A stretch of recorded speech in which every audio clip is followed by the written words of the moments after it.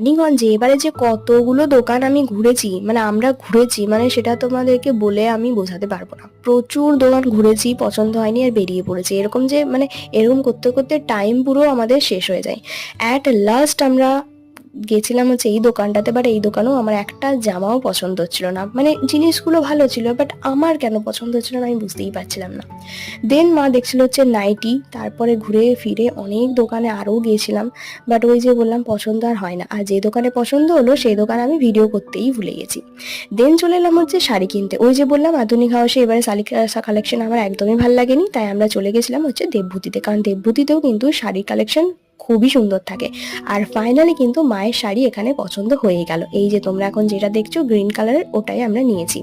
দেন শাড়ি তো হলো, এরপর চলে এলো হচ্ছে ব্লাউজ কিনতে। আমি তো পাগল হয়ে গেছিলাম, কারণ আমার প্রচন্ড খিদে পেয়ে গেছিলো। আর পৌনে 4টার সময় আমরা লাঞ্চ করছি কি দেখো, কচুরি চাট। তো চলো আজকের মতো এইটুকুই।